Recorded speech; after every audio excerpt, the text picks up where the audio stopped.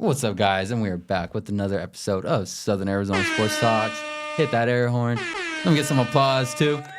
All right, just one announcement to let you guys know that Marana versus Buena is the game of the week. We will be there on the sidelines. Coach Stewart has a chance to clinch the region. And after you guys have been seeing, this is going to be a long run in the playoffs. And Marana football should be exciting. Fans should be excited. It's going to be a good ride in the playoffs. Go Tigers, baby. We got Coach Dave in the background. Alumni. Let's go. Yep. All right, so today's a special show because I have one of my old coaches in. And not only that, he is considered a legend in Arizona sports, not just in wrestling, because he has, get ready for that air horn and applause, 15 state championships. What's up, Coach? Morning. All right, we were talking about this. How the heck did you become a Padres fan, man? You're in Arizona. You got the World Series going on, too, so I got to know, how did you become a Padres fan? Well, I used to be a Giants fan, and then years ago, Giants traded Willie Mays back to the Mets, and then I got mad at him, so then I thought, well, stay on the West Coast, Padres.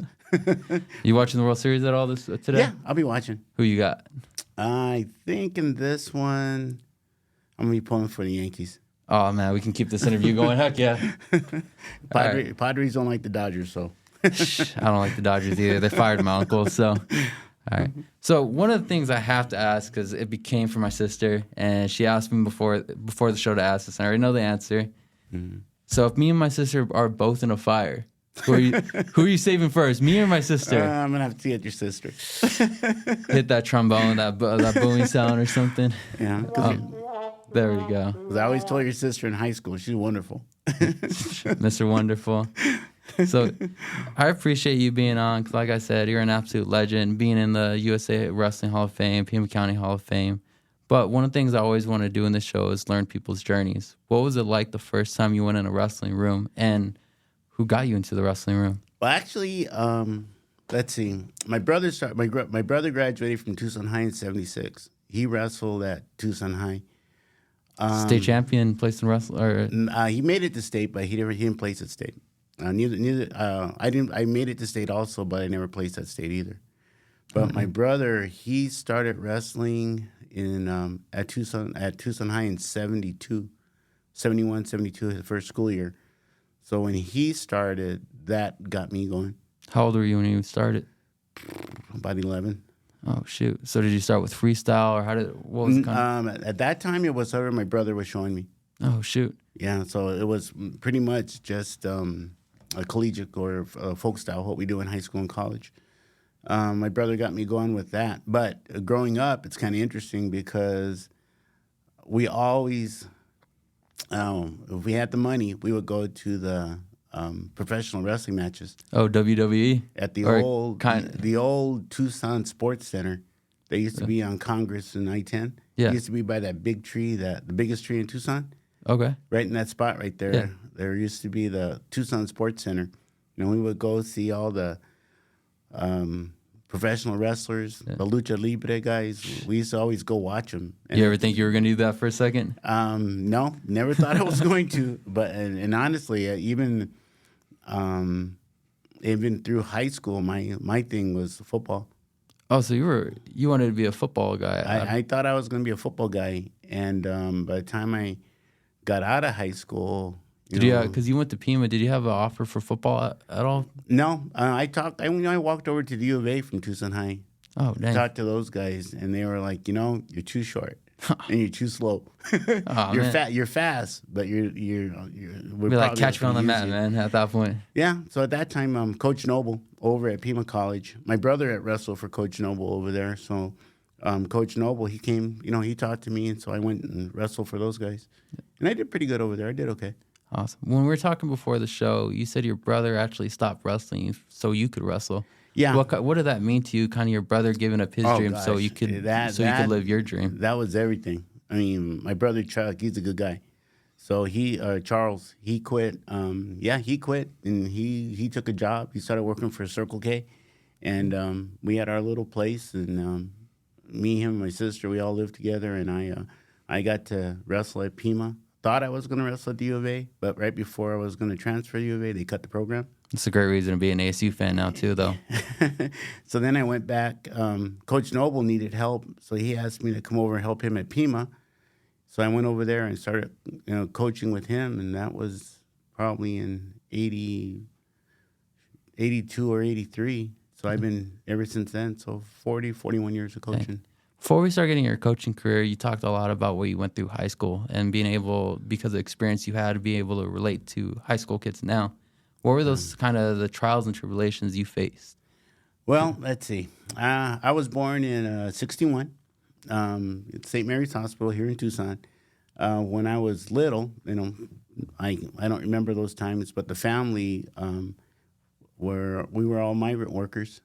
So my family would move from Tucson to Guadalupe, Arizona, and then back down to Marana. And as the vegetables and fruits got picked, that's what happened. Because I'm Yaqui, Black, Hispanic. I'm original mutt. I wasn't gonna say that, but So, on my dad's side, I never met anybody from my dad's family. He's from Tennessee. I have no idea. We actually, through Facebook, made some contact with people on his side a few years ago. But the only family I know is my family here in Tucson. Born and raised. Born and raised. That's awesome. So you get to Pima. What was it like transitioning from being an athlete to coaching? The transition was interesting because you've got you get a feel for your athlete, your wrestler, and having been able to have wrestled, at the collegiate level, at Pima, and then with the freestyle at that level, it gives you a good insight for almost like an out-of-body experience when you're coaching. Yeah. Because you have a feel for what that person can do, but you have to be careful not to try to be that person or make that person you. That person has you've got to take the best of their abilities and make them a better athlete, a better wrestler. Better version of themselves. Yes, yeah. Without trying to implement yourself into them, whether it's physically or mentally. Awesome. So how many years were you at Pima then?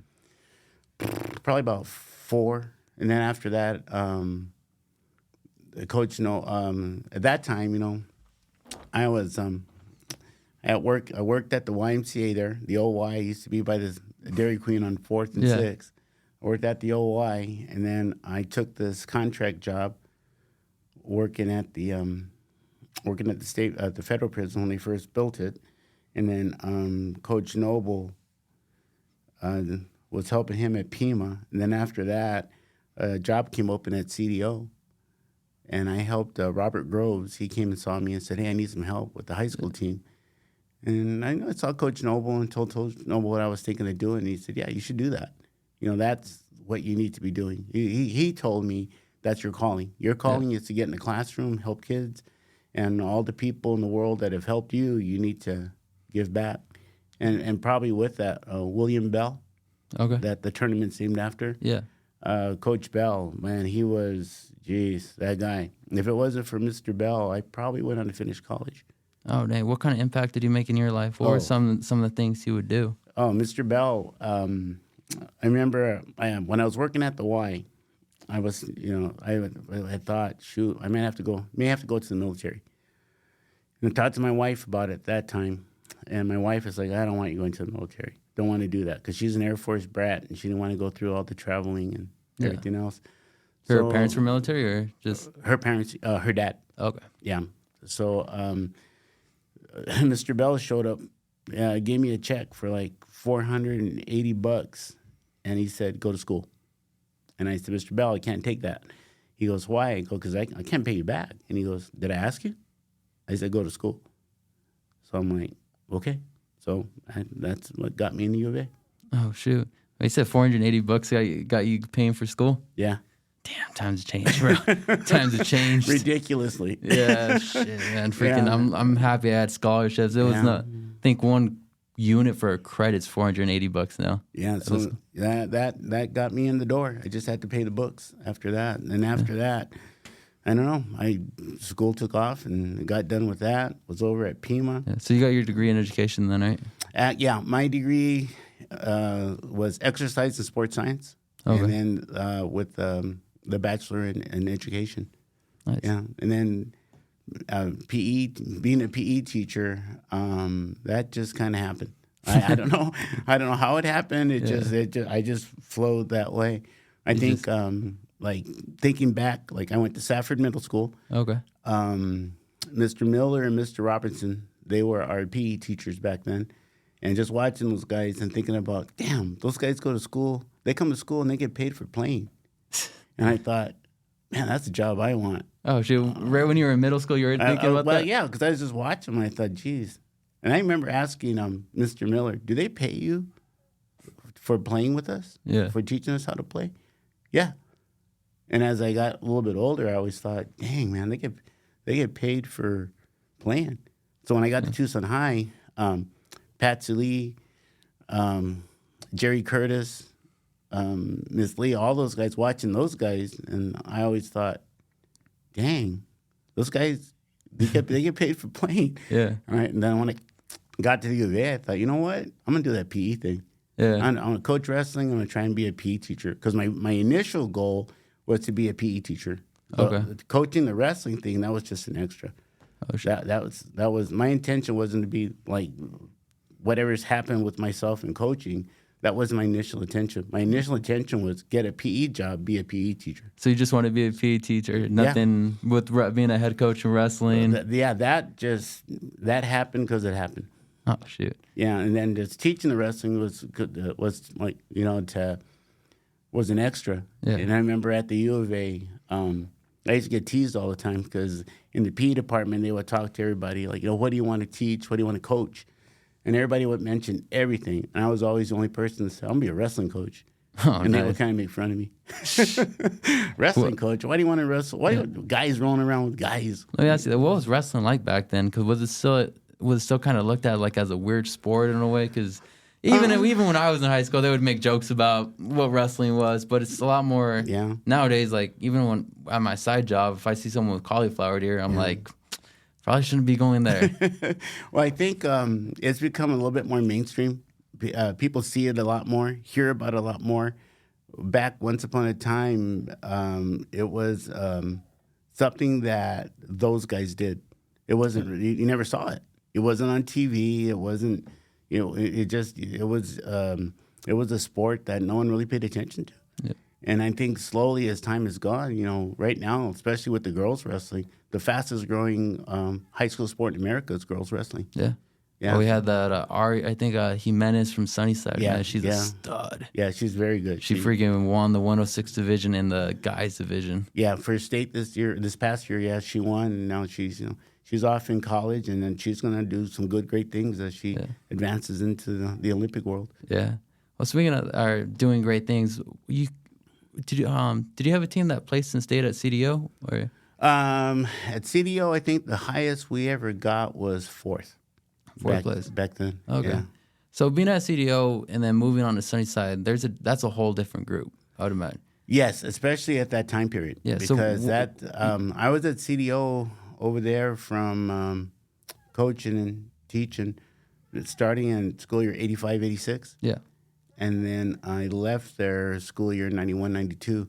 At that time period, a lot of the schools that are out in that area now, they're not there. They weren't there. There was no Ironwood Ridge. There was no Marana Mountview. I think it just got built.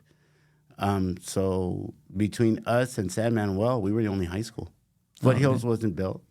So a lot of the kids that lived in the Foothills area, they either went to Tucson High, Amphi, or CDO.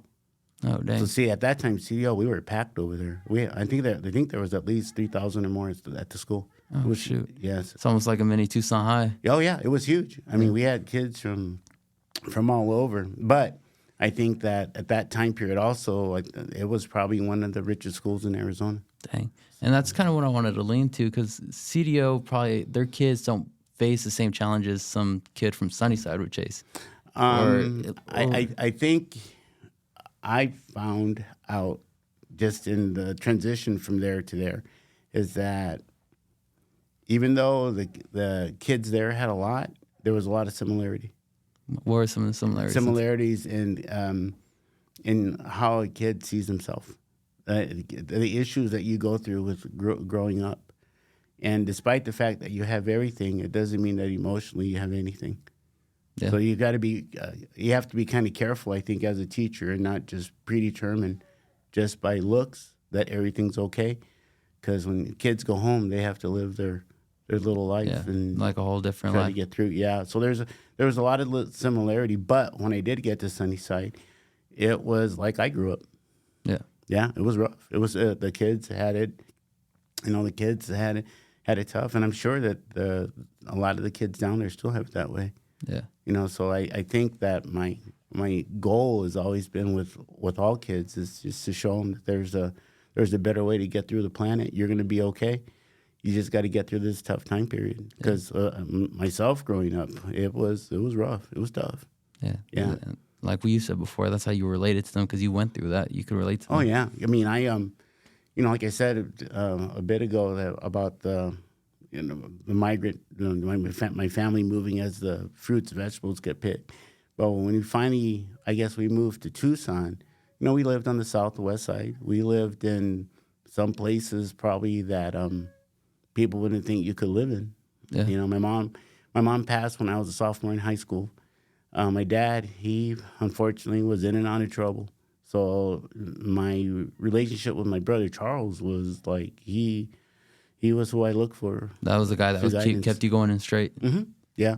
So I know we lived in. I'm one of the few people maybe that's still around from the projects.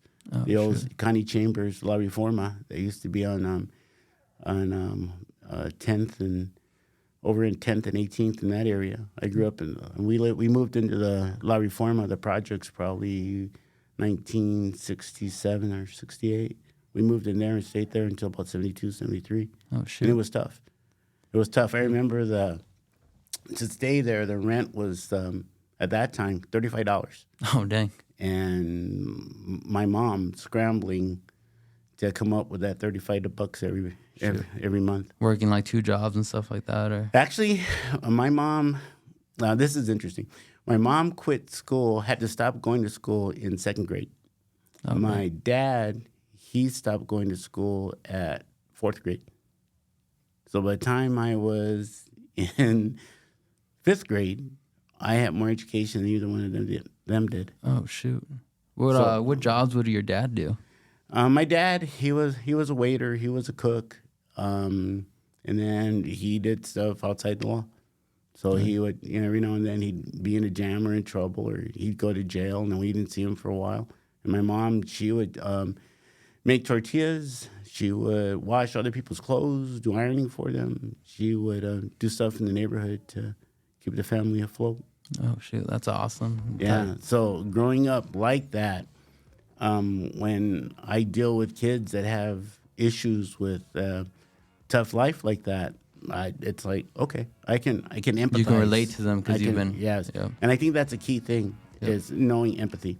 Awesome. So we got a commercial break coming up real quick, and we'll be right back. Okay. Yeah, man, that's already 20 minutes.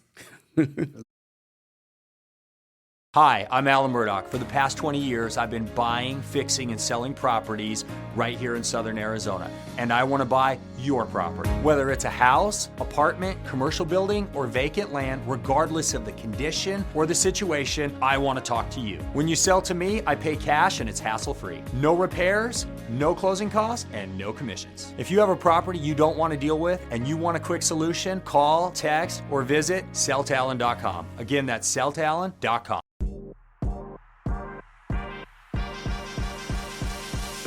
Welcome to Snap Fitness. This is my gym. And my gym. And this is my gym. And my gym. Here at Snap Fitness Marana, we welcome all kind people trying to stay healthy. Ready to make us your gym? Click the link below, message us on social media, or give us a call 520-400-4646. We are Just Sports Training, where our mission is to cultivate champions. This is where athletes come to get faster and everyday people come to change their lives. This is not a gym, but a community. Come get jetted.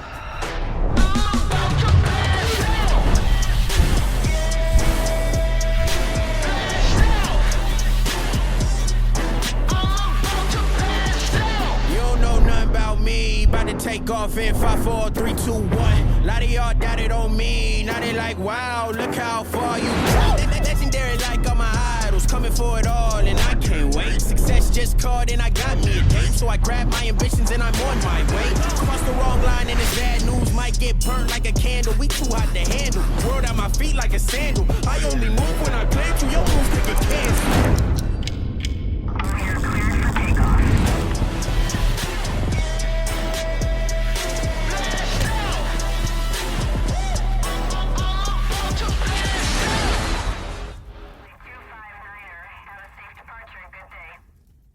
Show is sponsored by D's Barbers, one of the best barbershops in town. With the weekend coming up, you're always trying to look fresh. Make sure you go check out my dude, Dave, at D's Barbershop, 1842 West Grant Road. Go check him out.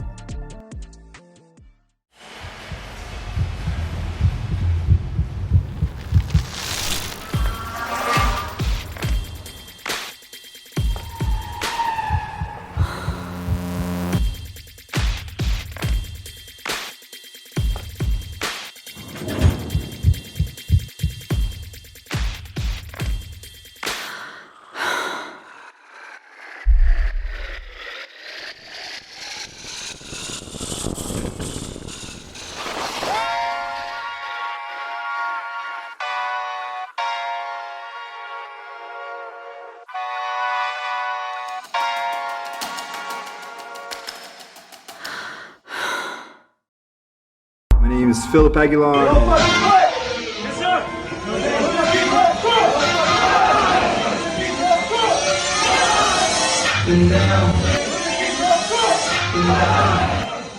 We don't fucking play. We don't fucking play.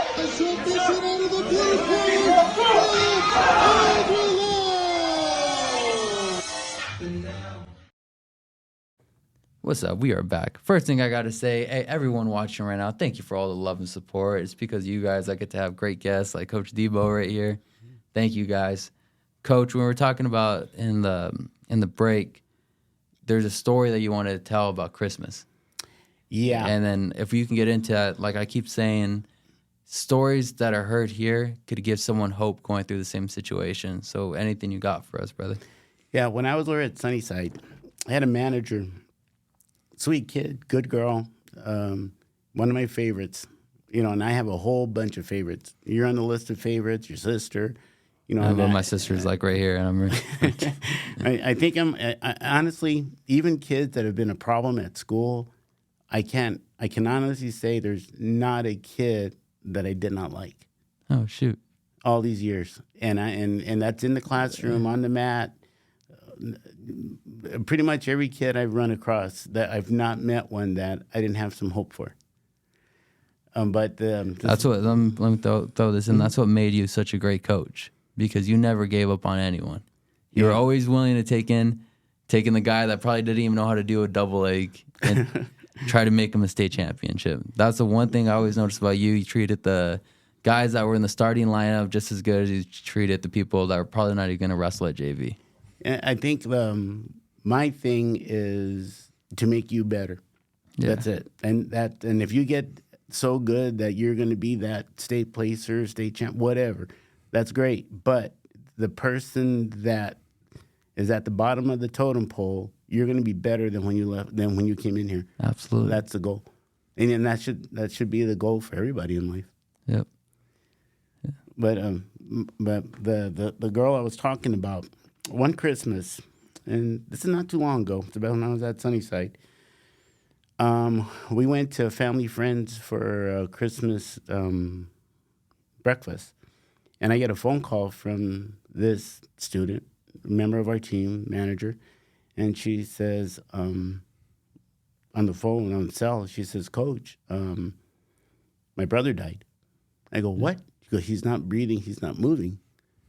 And I'm like, are you serious? She goes, yeah, Coach, you got to come. So I tell my wife, luckily I don't know why we did it, but we took, for that day, for some reason, we took 2 cars.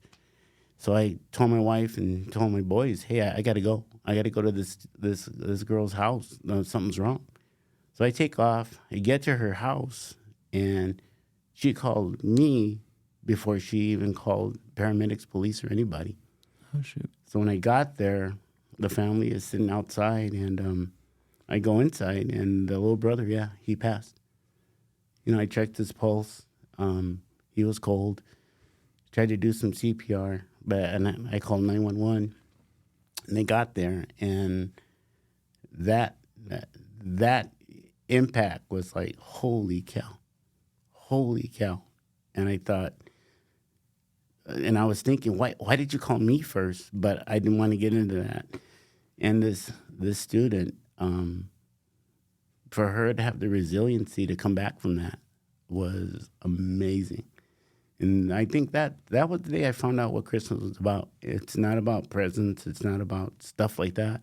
It's about family. It's about caring and watching them as a group put the patches on their situation. To keep going, no matter what. Yeah. So in all these years of teaching and coaching, I've seen a lot of happy, a lot of not so happy. I mean, the spectrum just probably goes forever. Yeah, the experiences that you had must have been insane. I mean, there's been a few people that said, Coach, you need to write a book. And I'm like, oh, my God. Or be on a podcast, too. Or be on a podcast with you, the modern book. Yeah. That's awesome. So that must have felt good at the point, knowing that people can come to you no matter what. Yeah. And it can be an odd situation because sometimes you have to come to the conclusion, I don't know why. Because some things happen in people's lives and the kids, and it's, I don't know why. Oh, okay. Fate, or there's only one person that can answer that, and he's up there. Yeah. Before we start talking about faith and stuff, I do want to get into that. Let me tell you this: as someone that you've coached since I was in 5th grade, it's because you're so open with us. You make it easy for us to come to you no matter what. I can remember being wrestling freestyle. I mean, my dad's telling you about drama going on with Mexican American studies. Even someone that's in his 40s can still come to you, that's what a great coach is. And I'm pretty sure you would rather. I think the biggest thing for you is creating the relationships throughout the years. Yeah, and I think it's not something that you do on purpose.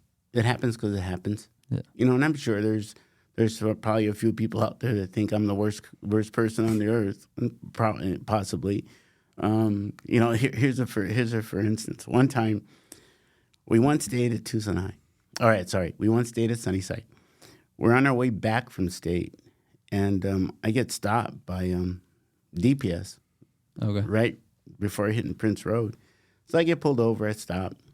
The officer gets out, walks over to the van, walks up, and he says, you're going, I'm in the school van, and it says, you're going 6 miles over the speed limit. I said, I'm sorry. I had the cruise control set. He looks at the van, looks at me, and he says, where are you coming from? It's a state tournament. We just split state. Oh, no. I already kind of... So the guy turns around, walks back to his car. So I'm sitting there, and then the kids, I'm like, hey, we should be okay, guys. We won states. I just told the guy, we'll be all right. And the guy comes back, and he gives me a ticket. And I'm like, for 6 miles over? He goes, yeah. He goes, I went to Flowing Wells. And he walked back. Oh, no. We need to find that cop. That ain't fair, man. Oh, man. Seriously? So I was like, God dang it. Yeah, we got to chime in. We got a question. What we got, Coach Dave? Yes, I am chiming in here. So we have a question. It says, ask Coach about his most memorable match he coached. Ooh, we were just talking about that. Let's do this. It's from the user, the KDB, if anybody knows who that is. Let's do like one that's in your top 10 or something. Make it a little well, easier. There's two. There's two? Okay. There's two. One was at Sunnyside. We went up to Coconino. And at that time... Flagstaff, right? Coconino and Flagstaff, they were good program, as good as we were. We get up there, and Coconino, we hit them in the multiple, and one of our kids didn't make weight, and then we had a kid that got hurt, and I had to bump everybody up a weight class. Oh, dang. And our cameraman, for some reason, I don't know why, at that time, the kid that I took to film, I said, "You're wrestling." The JV guy. He's like, "What?" I said, "You're going to wrestle because we're going to bump everybody. We're going to stick you in the lower weight class, and we're going to go from there. And we're going to pull this thing out. We're going to win it. But you got to step up. You got to grow up. You're on JV. You're a little guy. But guess what? Today, you are a Blue Devil wrestler. You're a varsity guy. You're going to pull this out. We're going to beat these guys on their home field, on their home court. We're going to wipe them out. Let's do it." So the kids get all fired up. At that time, Nate Gallick, that wrestled at Iowa State, did really well at the collegiate level. I bumped him up against their best guy, and I'm like, "Nate, can you beat him?" And he goes, I can beat him, but I'm not going to pin him. I'm not going to tech him. I'm not going to major. I can only beat him. He's good. He's strong." I said, "Okay, let's go. Let's roll with it." So we take him out, and we went out there, and oh, my God, we lit them up. Oh, sweet. We lit them up bad. And the match was not close. That one gives me goosebumps when I think about it. Did that JV kid win? Yeah, he won. Oh, dang. He won. And after that, he pretty much came into the varsity lineup. Did he win state or? At that time, no, I think he placed the following year. Oh, still, that's incredible. Yeah, so he did a real good job. And then the next that one after that would probably be when we wrestled against Eloy, Santa Cruz High School, and they were real good. And that match was something else. Roman Bravo, his dad, or his Roman's dad, Ramigo. He got into it with one of the wrestlers during the course of the match, and it was a tough, close match. Wait, so this homie's in the middle of a wrestling match and yelling at someone else? Oh no, the two wrestlers. Oh no, they got into it during the course of the match, and the gym went nuts. People started fighting, chairs were flying, crutches were flying, soda cans were going all over the place. Oh, it was crazy. Basically had a whole riot in there. We actually had a sheriff escort out of town in the bus when it was over. So everybody calms down. We get through the match, everything. But that one, it stands out in my brain just because it was just like, what the heck is happening? Yeah. But it was intense. The whole town of Eloy showed up. All our fans were there from Sunnyside. Oh, man, it was something. It was pretty cool. I mean, even though it got crazy, it settled, but blew the roof off that place. Oh, it was a lot of fun. Yeah. It was great. Let me ask you this: was there ever a match you got scrapped? Like, you know how baseball works, like the bench is clear. Have you ever had that happen? No. Really? The closest when we were at Santa Cruz, that was the closest. The closest throwing hands at that one. Yeah, that was the closest. But I think one of the things that I've taken heat for over the years is for being too calm. Really? Yeah. Not Joe, like we talked about him before, Joe Rancho probably had something different to say about that. He didn't think you were that calm, man. You know, I know you as a calm, cool, collected coach, but he had you in the older days. Yeah, and like I was telling you earlier, I think as time goes, when I was younger, I think the fuse was shorter. But as you start getting older, you get a longer fuse, you get more understanding, and over time you start to figure out that is that worth it? Yeah. Yeah. So it's like, nah. And plus, I don't want the kids to. I don't want to get my bad side up because then the kids get a bad side. Yeah. So I hope that I can keep myself under control. Yep. So let me ask you you said about a short fuse and stuff. Kind of that comes with kind of stress. Did you have stress going into Sunnyside being the head coach? Because at the time the dynasty was starting. Did you ever have fear like I need to make sure this keeps going the way it's going? I think Coach Sanchez.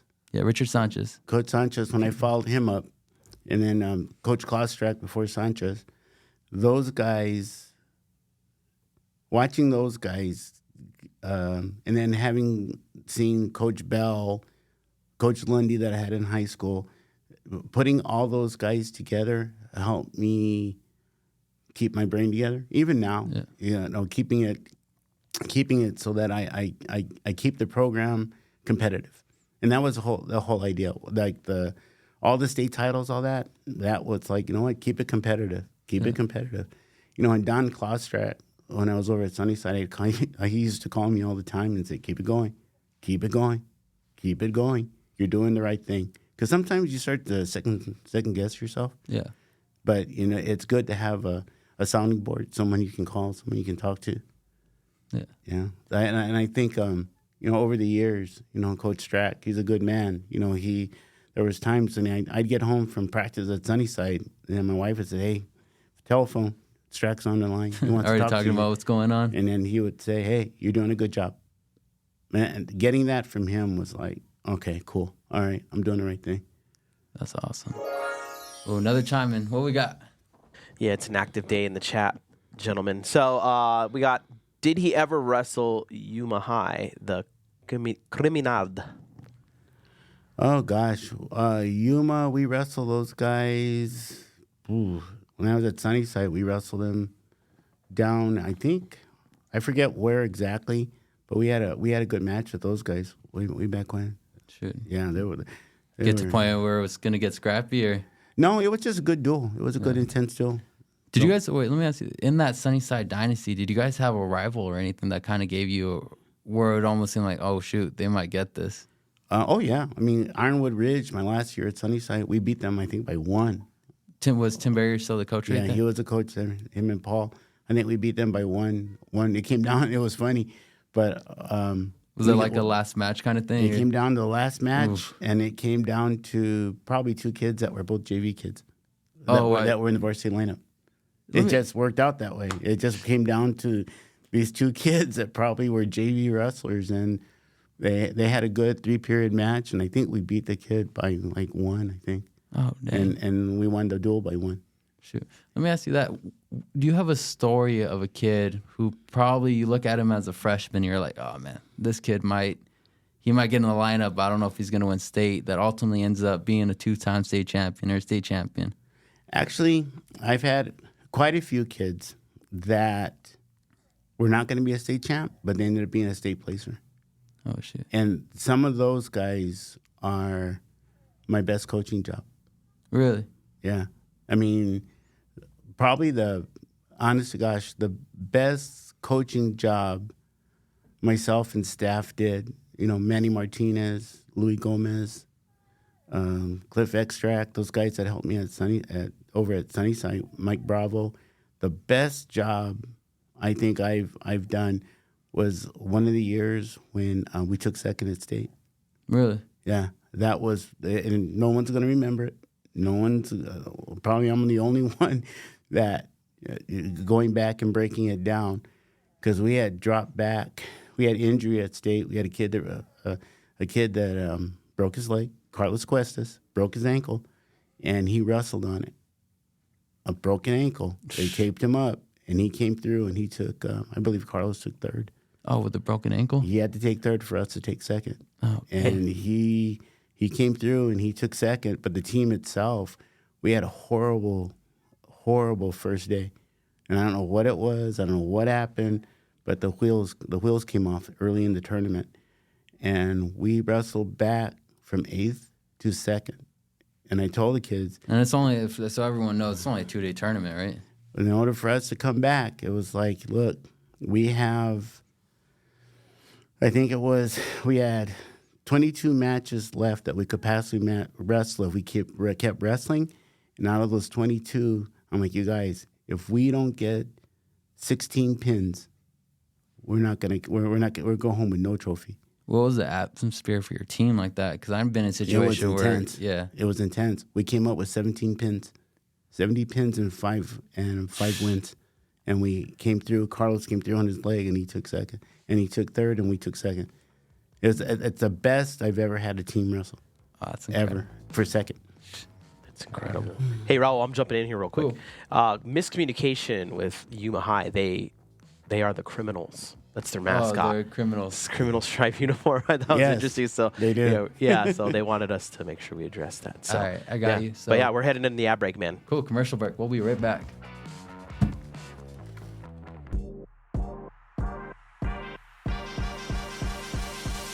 Welcome to Snap Fitness. This is my gym. And my gym. And this is my gym. in my gym. Here at Snap Fitness Marana, we welcome all kind people trying to stay healthy. Ready to make us your gym? Click the link below, message us on social media, or give us a call 520-400-4646.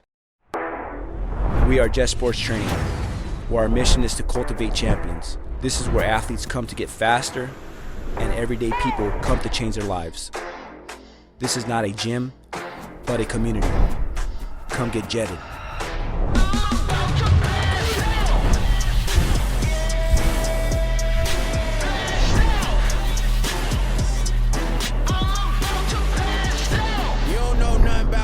About to take off in 5, 4, 3, 2, 1. Lot of y'all doubted on me. Now they like, wow, look how far you got. Legendary like all my idols, coming for it all, and I can't wait. Success just called and I got me a date. So I grabbed my ambitions and I'm on my way. Cross the wrong line and it's bad news. Might get burnt like a candle. We too hot to handle. World at my feet like a sandal. I only move when I play to your moves could get canceled.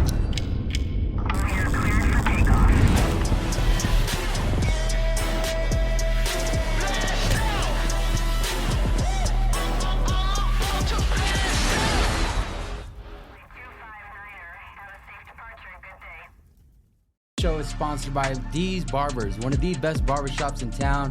With the weekend coming up, you're always trying to look fresh. Make sure you go check out my dude, Dave, at D's Barbershop, 1842 West Grant Road. Go check him out.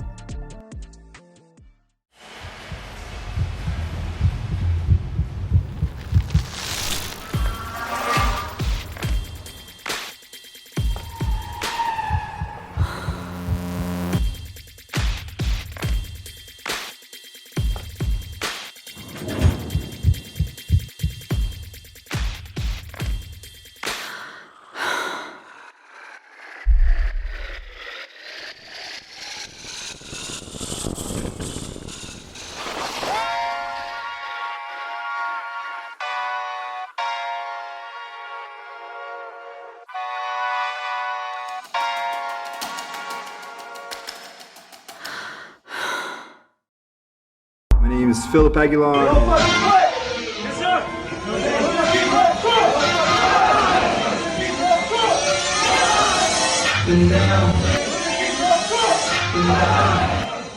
We don't fucking play. We don't fucking play.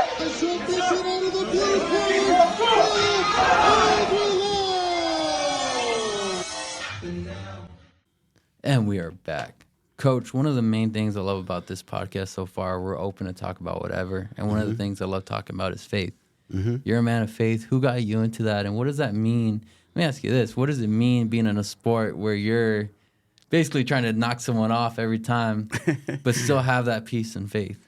Well, I think, especially in combative sports, you find in the combative sports a lot more faith-based people. And whether that be whatever religion or your spirituality, it seems to coincide with the combative sports. I think I grew up Catholic, and I think the kind of Catholicism that I grew up with is a little different because it's from a Yaqui perspective. Okay, so there's a lot more mysticism to it. There's a lot more. I think you'd have to say there's a lot more. Oh gosh, what's the word? Let me think. Rules, kind of. Not the rule. It's superstition. Okay. Yes. That there's a lot more things that like omen, and that's just what I've grown up with all my life. I know my mom instilled that in me and my brother and my sister and me. And there's maybe some. I can be a little quirky sometimes. I'm real superstitious about what I have. Yeah. I mean, did I ever transition into wrestling a little bit? Superstition? Oh yeah. The kids, especially the kids know, the Sunny side kids know about the sage. The sage. I always have sage in my bag. Oh shoot! And do you ever sage the wrestling room at all? Or? Yeah, sage the wrestling room. The kids know. I will go to a match and I throw sage before we walk out. Yeah. That's what Alex Barea, right? The UFC. That's what he does before matches. Yeah. So I always have my blessed sage on me. I got my little little Lucky Charms. I got my rocks in my pocket. So I remember I have them in my pocket right now. I mean, there's little things like that. You know, I got my necklace. I got my bracelet. I got, you know, and at times I think it can be a little annoying. It can drive people a little crazy because it's like, if I don't have these things, I don't like leaving the house. Oh shoot! So I superstition, man. Yeah, you know, but that comes with the sport. But I think you know, you don't want to throw that on other people because you know you're entitled to believe what you want to believe or not. Yeah, it's up to you. But you have to find that that area of calm. Yeah, absolutely. Of almost like a zen. Yeah, and you have to pause, whether that's through meditation or whatever, even in life, prayer, or just a moment of silence or two. That you've got to find that smoothness to get by the hard stuff that happens during the course of a day. Yep. Yeah. I really think you used that a lot when it was your first group for Tucson High, because that's when my dad was involved a lot. I was in the room doing freestyle. What were the challenges you faced with that first group from Tucson High? Because that's when I realized how great of a coach you were, because there were so many challenges with that group, but you were still able to keep everyone together. I think at that time, you know, coming in, there was some drama that occurred, and someone had to take the team over, or else they were going to get rid of it. So I decided. Oh, I didn't even know that they were thinking about getting rid of the program for a little bit. Because the numbers were down to so far. So if I had not taken over the program, there probably wouldn't have been a program. It probably would have got. So you saved the Badger wrestling. So I decided at that time, because after I left Sunnyside, I thought, okay, then I think I'm done. But then that happened there while I was working there. Because you were at the time when the old coach was there, you were just an assistant, right? Or you would pop in there? No, I wasn't coaching at all. Oh, so you were just at Tucson? No, at that time when I first got to Tucson High, I was a teacher coach. So I was going in the classroom and helping teachers out in the classroom with them if they had issues or problems. I was doing that. I was a teacher trainer basically, and helping the new teachers and helping other teachers if they had discipline problems in the classroom. So I was doing that, and then you know, the AD came to me after things had gone not right, and then they came and talked to me and asked me, "Hey, we need help, and if you can't do this, we're probably gonna have to shut stuff down." And just wrestlers in general, it's like, no, you can't do that. I mean, Tucson High was the original wrestling program in Arizona. I mean, the Tucson High date goes back to over 100 years of having wrestling at Tucson High. The legacy is humongous. So you can't have that kind of a program just go away. So I'm like, yep, I'll do it. You know, which was interesting because the year before I left, when I left Sunnyside that year, my old coach, Tom Lundy, had called me, and he heard I was leaving, I had left the school, and he was like, "Hey, you need to go to, you know, a coach at Tucson High." And I said, "Well, I don't know, Mr. Lundy." And he's like, "You know," I'm like, I got to take some time off, take a year off. And he said, "Okay." He said, "Tell you what," because he was living with his daughter in Chicago. He said, "If you ever decide to coach it, I'll move back to Tucson. I'll coach with you." Oh, shoot. And I said, "Well, Coach, I'll let you know." You're like, I need this on writing and recording and everything. But I think I need to take a little bit of time off. Yeah. How much did you miss in that year off? Well, it wasn't even a year. Oh shoot! It was like the first semester, wasn't it? It was. I ended up being interim coach in January after the Flying Wells tournament. After January, the first year I was at Tucson High. Do you remember where you were at the first time you told me you got the Tucson High job? No. Dude, we were at the TUSD board meeting when they locked themselves to the chairs. Oh yeah, I just thought about that right now because I remember how I didn't want to go in that dang Sunnyside room anymore because it was so dang hot. Yeah. It was like I sound like a wuss like that. But then I'm walking out, and then you told me, like, when all the craziness was gone, you told me like, "Hey, come wrestle for me this summer." Yeah, because I got the head coach job. Yeah, and in my head, I'm like, heck yeah. So but prior to that, when I was interim, so Mr. Lundy, he passed away, and it was interesting that he passed away in like November. And then all of a sudden comes January, and it's like, well, shoot, here I am. Yeah. Oh, so, but the kids, it was hard on them. Yeah, what was like the first couple practices? Because knowing what the situation was, yes, I mean, at least for me, if I was in that situation, it would leave me almost scarred in a way, almost scared to keep going. Yeah, and we did some talking, we did some praying, we did some saging, but I think that whole group of kids, they did a good job of keeping it together. They really did, and we had Victor and we had 2 or 3 that qualified for state, and we which was not bad, not bad at all for whatever the psychological stuff the kids had dealt with, and I think coming off of that, after that, I thought, okay, we're gonna do this for a little bit, and now 14 years later, 14 years already? 13 years later, I'm still doing this there. Dude, it's been 13 years. Yeah, 13. Yeah, that's great. Yeah, because I did this is the 13 coming up on 14. Before that, 19 at Sunnyside and 7 at CDO and 4 at Pima. So I was telling you that it's interesting to have coached from the 80s to 90s, 90s to 2000, 2000 to 210, 210 to 220, now 220 going into 2030. It's interesting to see the evolution of sports in general. What's the biggest difference you've seen so far being able to coach through all those times? I think on the positive, the stronger, the faster, the quicker the athlete. Seeing that evolution of what the athlete can become. I mean, there's things that kids do now that were happening only at the Olympic level at one point. Now in high school, you've got kids that are at that level. Yeah. I mean, it's incredible. That's incredible. The thing that I don't like seeing is all the movement. The movement as far as like transferring, all that kind of thing. It's hard for my old brain to understand the mentality of the dollar sign's more important than like the pride of being at a school or at a certain staying at a school for a certain period of time. Yeah.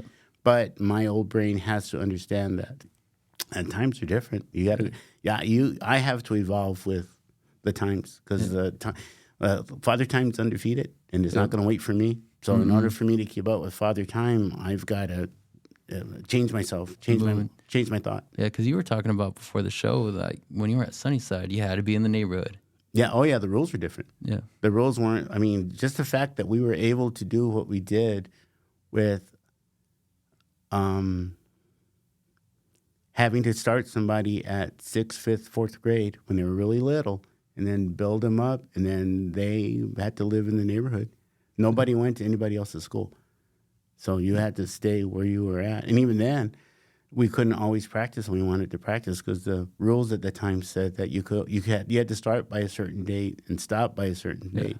Whereas now, you can keep your team going year round. Yeah. I mean, so what do we got to look forward to this year with Tucson High Wrestling? Because when's your guys' first match? Our first match is in December for the girls to start with the Jamboree tournament for the girls. They'll be out of town on December 3rd, I believe. I forget where. But the boys won't be until the William Bell tournament. That'll be our first one. Is that the Peoria tournament, or what is that one? William Bell? No, that's the TUSD one. Yeah, that over at Pueblo. That'll be our first out. I remember that, dude. That tournament was always watching, or was fun watching because you guys destroy everyone in that tournament. Yeah, because I had to, we had to, need to change our schedule up a little bit and anticipate football making the playoffs. Oh, okay. So some of the football guys, we won't have them until later. So I needed to adjust the schedule so that we didn't get short on kids or have to cancel at the last minute. Yeah, shout out to Coach Zach for putting together a great season so far. Yeah, they're doing a heck of a job. Yeah. So kind of to finish things off right here, and this will be the last question. Mm-hmm. When it's all said and done, what do you want to be remembered for? Just like I tell the kids, the biggest thing that everyone should, a good person. Absolutely. Not as far as a coach, not as far as anything with the athletics or anything. Just that, that guy was a pretty good guy. That's it. Because one of my teachers years ago had said that, you know, on your gravestone, they put your born date and then your dead date. That line in the middle, what did you do? Big time. So that line in the middle, it's little, but it's big. Yeah. What kind of family man were you? What kind of family person were you? What kind of person were you in the community? So that little line in the middle that people kind of ignore, they look at the date to begin, they look at the date at the end, but that line in the middle is the most important. That's the most important thing. Yeah. What are you doing to make the world a better place? Heck yeah. And you're doing, let me tell you this, you're doing a lot to make the world a better place. And I appreciate for you coming on, Coach. I appreciate the impact you've made on my life. Yeah, no problem. And I'm sorry I didn't wrestle my senior year. All right, guys. As always, thank you for the love and support. I'm living my dream right now. Shout out to Coach DeBerry. Put him on the screen real quick. Hey, so everyone knows this is one of the greatest coach in Arizona high school wrestling. And let me tell you this, one of the greatest coaches in wrestling in general. He's a mentor. Thank you for coming on. Thank you. And we'll see you later tonight at Marana versus Buena. My money's on Marana, guys. Peace out. See you guys next week.